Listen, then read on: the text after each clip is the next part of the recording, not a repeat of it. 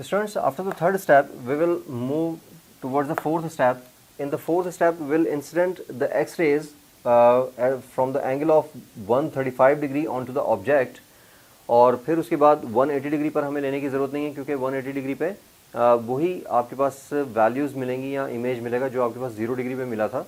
तो now what will be the condition in the fourth step कि x raise जो हैं वो आप इस डायरेक्शन से इंसिडेंट कर रहे हैं. अच्छा, ये मैं थोड़ा सा डिस्कस कर दूं, क्योंकि यहाँ पर जो मैं आपको एक्सप्लेन कर रहा था वो मैं एंटी क्लॉकवाइज मूव कर रहा था और in this diagram we are moving in the clockwise direction. तो इस कन्फ्यूजन को थोड़ा सा क्लियर करने के लिए ये आपके पास 0 डिग्री है, फिर उसके बाद ये 45 डिग्री होगा, ये आपके पास 90 डिग्री है and it is the 135 degree, और ये आपके पास 180 डिग्री होगा. सही है. And it is the rotation of the detector in the clockwise direction. Now according to the clockwise direction that will be the angle of 135 degree. और यहाँ पर डिटेक्टर रीडिंग जो है आपके पास वो आएगी suppose 3 and 12 and 5. Now we will write these values here in the column form, that is 3, 12 and 5. And now this detector reading is now we are converting that detector reading in the 2x2 voxel array. तो यहाँ पर आपके पास 3 था, ये 12 था और ये 5 था.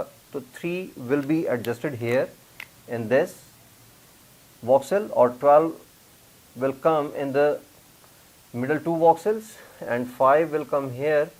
और फिर उसके बाद हम इसको थर्ड स्टेप की जो फाइनल वैल्यूज़ हैं उनमें एडअप कर देंगे to get the complete and the gathered information.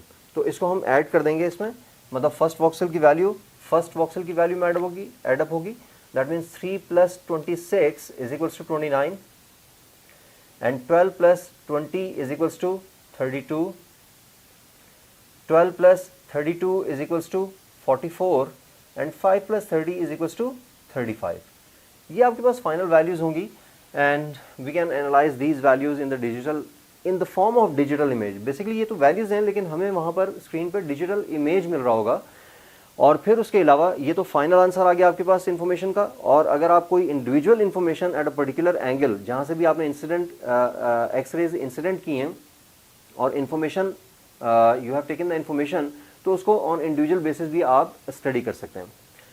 अच्छा, अब कुछ कैलकुलेशन पास्ट पेपर्स में इस तरह की आती हैं कि आपको वो ये फाइनल वैल्यूज़ दे देता है, जो आपके पास फाइनल इंफॉर्मेशन वैल्यूज़ हैं ऑफ द इंटेंसिटीज़. और फिर वो कहता है कि यार जो initial values of the intensities हैं, जो आपके पास वॉक्सल की वैल्यूज़ हैं, इनिशियल वैल्यूज़, वो आप हमें कैलकुलेट करके बताएं.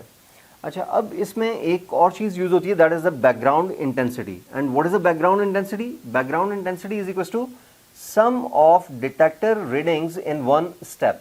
ये आपके पास सारी की सारी जो सेकेंड कॉलम है, it shows the detector reading. अगर आप सारी की सारी वैल्यूज़ को ऐड करके देखें, 13 + 7 is equals to 20, 8 + 8 + 4 20, 11 + 9 is equals to 20 and 5 + 12 + 3 is also equals to 20.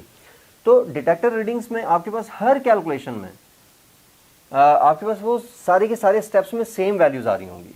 तो background intensity is equals to the sum of the detector readings in one step. और यहाँ पर आपके पास डिटेक्टर बैकग्राउंड इंटेंसिटी कितनी आ रही है?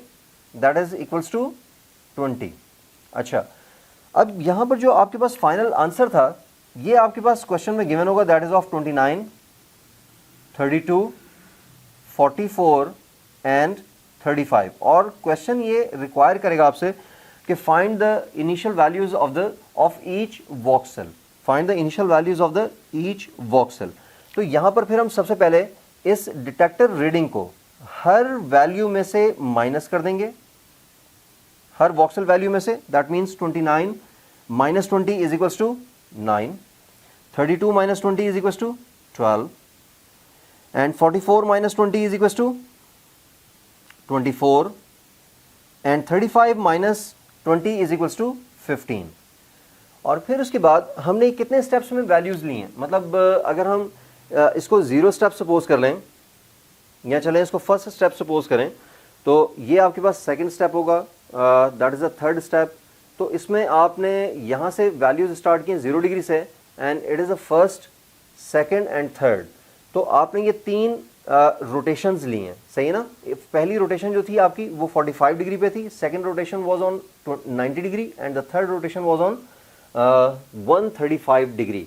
दैट मीन्स ये आपकी सेकंड स्टेप वाली फर्स्ट रोटेशन होगी, थर्ड स्टेप वाली सेकंड रोटेशन होगी, और फोर्थ स्टेप वाली आपकी थर्ड रोटेशन होगी। तो अब यहाँ पर इसको नंबर ऑफ रोटेशन से डिवाइड कर देंगे। तो how many rotations we have taken here? 3। तो divide by 3 each voxel value.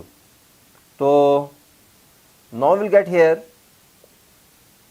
9 divided by 3 is equals to 3, 12 divided by 3 is equals to 4, and 24 divided by 3 is equals to 8, and 15 divided by 3 is equals to 5. तो ये वही values आपके पास आ गई जो initially आपके पास values given थी for each voxel, that is of 3, 4, 8 and 5। तो ये सिंपल सी कैलकुलेशंस होती हैं सिटी स्कैन में बेटा। Okay, thank you students.